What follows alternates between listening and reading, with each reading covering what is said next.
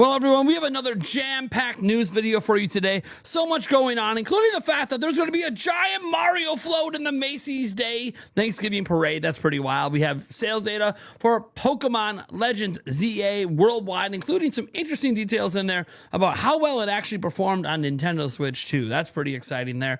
We have other game updates, game announcements, other things going on. It's a pretty crazy episode. Man, back-to-back days, we just have so much banger news to get into. Don't want to waste too much time. I will remind you, though, we do have 3 copies of Age of Imprisonment we're giving away, which we actually have news about that game today. A brand new trailer. Ooh, some art maybe there. Oh, I'm excited.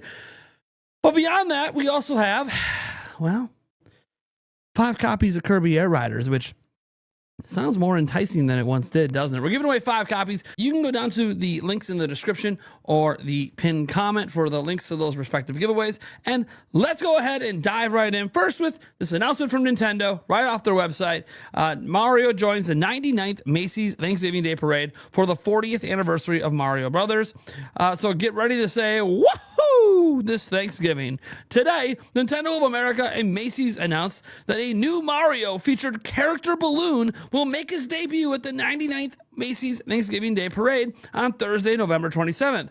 Mario will take flight over the streets of Manhattan just in time for the 40th anniversary of the original Super Mario Bros. Game, which first launched in Japan in 1985. Having Mario join this iconic tradition is an incredible way to honor the 40th anniversary of Super Mario Bros., said Devin Pritchard, EVP of Revenue, Marketing, and Consumer Experience of Nintendo of America. Since he first emerged from a warp pipe, Mario has embodied our goal of bringing smiles to faces all over the world. We are excited for Mario fans of all ages to see this new Balloons Macy's Thanksgiving Day Parade debut. Of course, everyone will know Mario technically was Jumpman back in Donkey Kong. It didn't come out of a warp pipe, but yeah, that's a whole different story. This is about the Super Mario series. Warp pipes, get it. All right.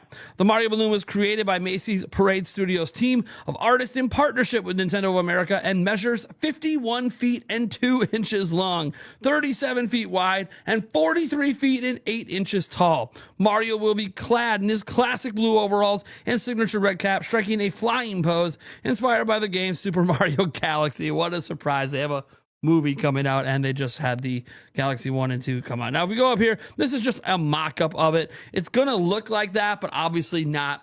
This is, a render and all that. So pretty exciting stuff. Look, I usually don't watch Macy's Days Thanksgiving Parade on TV, but I know it's a tradition in many households. So, hey, look forward to having some Mario as part of those festivities on Thanksgiving.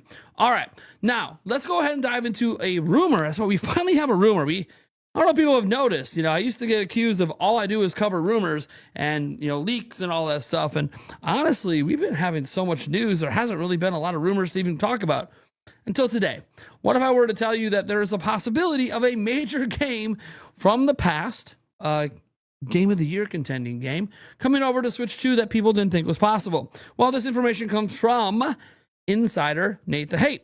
So any update on Red Dead Redemption 2 or Baldur's Gate 3 for Switch 2? Nate the Hate says, no update on Red Dead Redemption 2. Have heard something on Baldur's Gate 3 for Switch 2, but need more verification before I can share it. Now, that sounds interesting because he's not quite sure, but it sounds like we're going to hear pretty soon because this person quoted them, and then Nate the Hate responded and said, we'll have an update on that soon. So it sounds like he might have more to talk about with Baldur's Gate 3. I presume he's going to do it through his Nate the Hate podcast on his YouTube channel.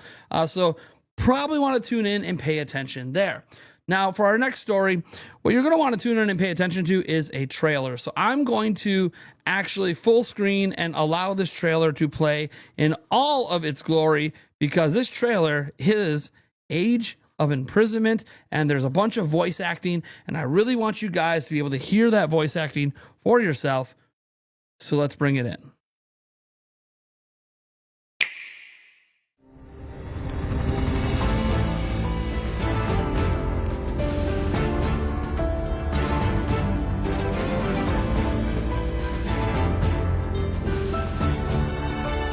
A power that great tests the very depths of its bearer's soul. Just like the secret stones. It seems you can be used for good or evil. At last, my triumph is nigh. Let Hyrule suffer beneath your boundless might, and make known the Demon King's certain supremacy. In times to come, my husband will be faced with countless difficult decisions.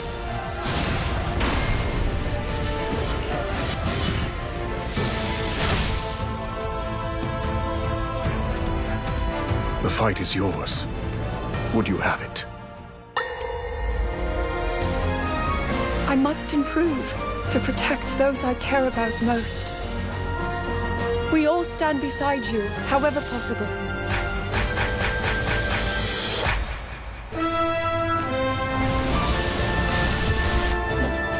It's not impossible. Raring to go.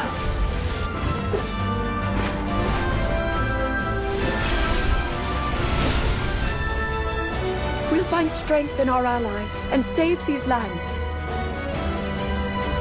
To serve Ramen, the King of Light.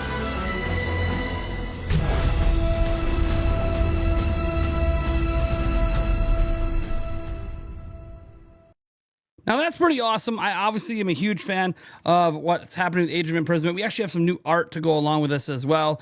You can see Nintendo shared key art. So meet the mysterious construct who can transform and take to the skies, and then meet Kalamo, a boisterous Korok roaming Hyrule in search of a place to put down roots. And I got to say, if you watch that trailer again, there's some voice acting for that bad boy. Damn, it's pretty good. It's pretty good. That's all I'm going to say. Yeah, so shout out, obviously, to Stealth for getting that stuff up. Shout out to Nintendo and all that for dropping a trailer. Now, we got to get into some sales data. That's right. Legend ZA sales data. It is in. The launch numbers are in, and we got this data directly from the Pokemon Company. Now, this is in Japanese. So I'm actually rely on Fami Boards, who has a bunch of people that, can speak the language and translate and all of that to give us the details that matter. We want to know about the sales of this game. So let's head on over to Fami Boards here, and we see their thread on this right here that says the Pokemon Company headquarters, Minato Tokyo president and CEO Tetsukazu Ishara announced the Pokemon Legends EA released simultaneously worldwide on Thursday, October 16th, 2025 for Nintendo Switch 2 and Nintendo Switch has sold 5.8 million copies globally in its first week. According to Nintendo Company Ltd., including download versions, approximately half of those sales were on Switch 2. So approximately, it might be just under, it might be just over. Obviously, we don't have the exact splits right now. We'll get the exact splits at Nintendo's financial briefing not the one in November, but the one that actually happens all the way in February for the holiday quarter, because we are in the holiday quarter, the first month of that holiday quarter. Now, to give some context to these sales, because context matters, I believe Legends Arceus sold about 6.5 million in its opening sales. Now, to be fair, that was 3 days. This one had 4 days, so it actually did better in less days. Also, it came out during the heyday of Switch. And I want to bring this up because there's some context here. If you go back and look at the history of Pokemon game sales, towards the end of a generation, Pokemon games tend to not sell nearly as well as they did before. Let me give you an example. Black and White 2 sold about half as much as the original Black and White. Black and White 2 came out on DS after 3DS launched. Ultra Sun, Ultra Moon, towards the end of a generation, did not sell nearly as well as Sun and Moon. But setting all that aside, that's just Pokemon and showing that, Pokemon games tend to not sell as well at the end of a generation as they do at the beginning. In fact, I think Legends EA is on Switch 2 as a Switch 2 edition, specifically to try to stem some of that fall off that would naturally happen. The Nintendo Switch itself, with its massive install base, might not be as big of a deal for game sales anymore as you might have thought. Do you know the last game from Nintendo on Switch 1, which, by the way, this is not one of them. This game didn't sell 5 million copies on Switch 1, but the last game on Switch 1 that sold 5 million or more copies published by Nintendo, do you know what game it is? Mario Wonder in 2023. Since that game came out, Nintendo has not had any major significant game come out and do numbers on Nintendo Switch. Why? Well, there's a transition to Switch 2 for sure, but also Nintendo kind of held back any big games they might have. Legends EA is actually the largest game to launch on Switch 1 since Mario Wonder back in 2023. Everything else has kind of been their B tier, C tier teams, remakes, remasters, that kind of stuff. Nothing massive or major released on Switch 1 since Mario Wonder until Legends EA, and you can argue Metro Prime 4 coming up as well, but we're already in the Switch 2 era. So reality is that the fervor around Switch and buying games, if you're a Switch 1 owner, is mostly behind us. And this actually is true throughout Nintendo history. You can look towards the end of the Wii era, towards the end of the DS era, towards the end of the GameCube, the end of the N64, and the Game Boy. Yeah, like when we get towards the final years of a platform, yeah, the game sales tend to just drop like a rock. And that happened again with Switch. Now, this is why many analysts felt like Switch 2 should have launched in 2024, but I digress. That's a completely different conversation. I'm just adding all of this context in, not to give excuses, but to explain why the expectations around Legends EA should have been to sell less than Arceus that released in the heyday of Switch. Yeah, it released in a January, which is kind of weird. This released in a holiday period. It released a few months after Brilliant Diamond and Shining Pearl, which are the worst selling Pokemon games, mainline games, I guess, to release on Nintendo Switch. But here's the thing. That was still in the heyday of the popularity of Switch where everything was doing numbers. Things aren't doing numbers on Switch 1 anymore. I'm not saying that the games aren't selling millions of copies, but we don't have a single Nintendo game since 2023 that sold over 5 million on Switch 1. So I'm pretty sure Legends EA will get to over 5 million on Switch 1, just over the holiday season itself. But my point is really just there's a lot that was kind of working against this game before it came out, including Pokemon game history. Look, the next time you should see a real bump in sales should be Generation 10, which is likely exclusively on Switch 2 next year. That said, you could argue about the sentiment of Nintendo and some of the negativity and people being mad at the game, but I'm going to be honest, there's like negativity around every single Pokemon. You remember how the Dexit backlash? Do you guys remember that? Yeah, it didn't seem to hurt sales. There was still a lot of negativity around the game release. There was a lot of negativity around Scarlet and Violet.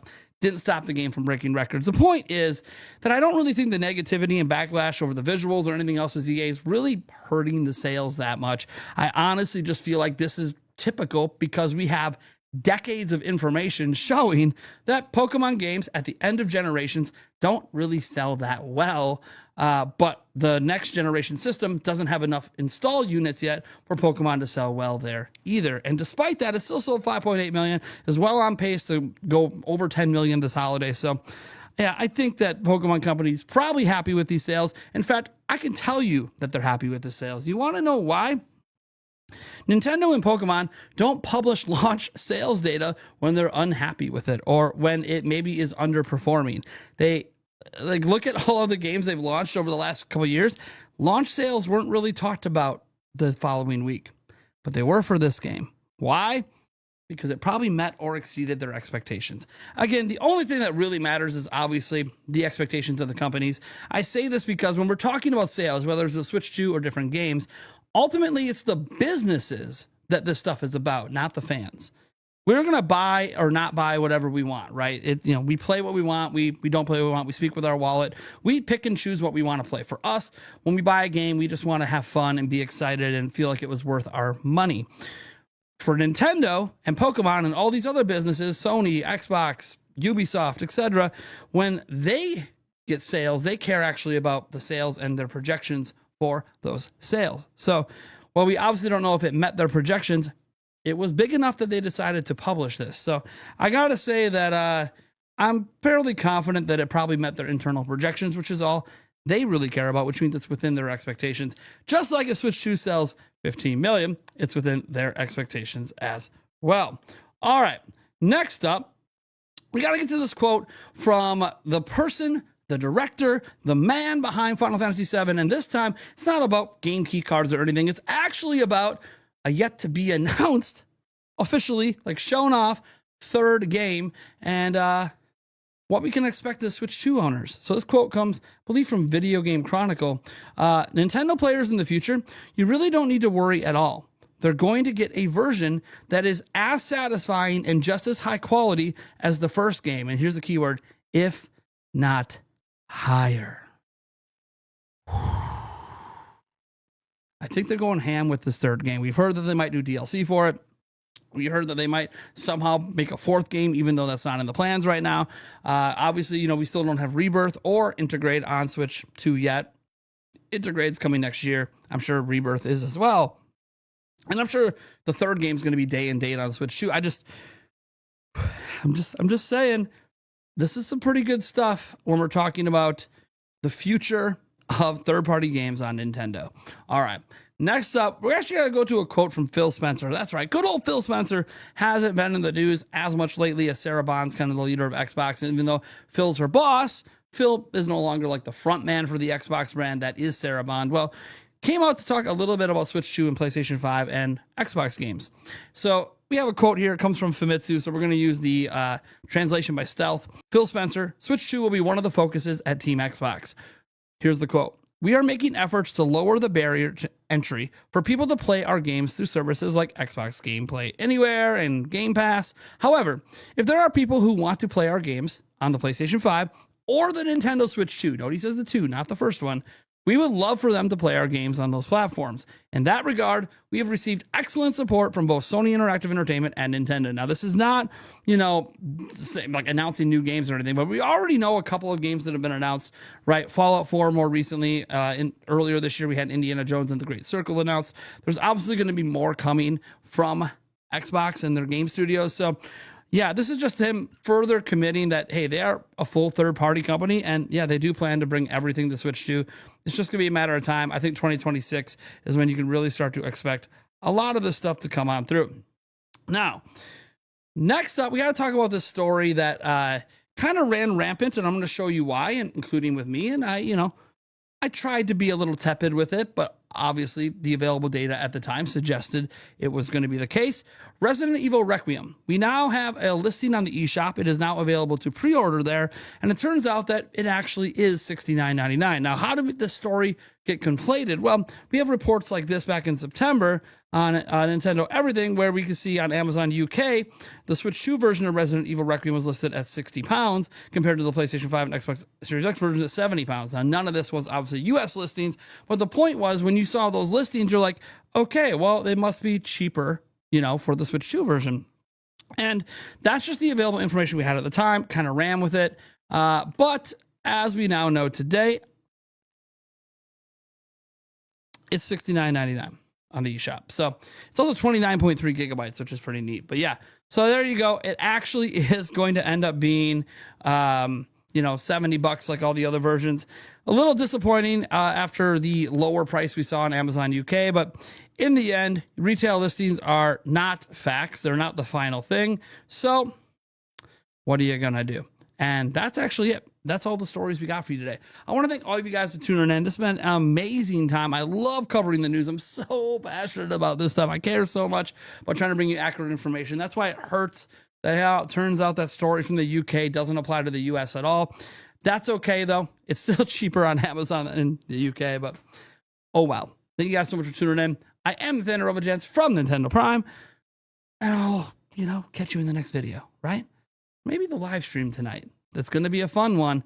It's going to be a fun one. We're going to be diving into sales data and maybe the truth around the Nintendo Switch 2 sales. I actually have a video I'm planning for this, but I want to talk about it tonight. And the video will probably come out after Nintendo's financial report, just so we have, the full complement of actual facts. Thank you guys for tuning in.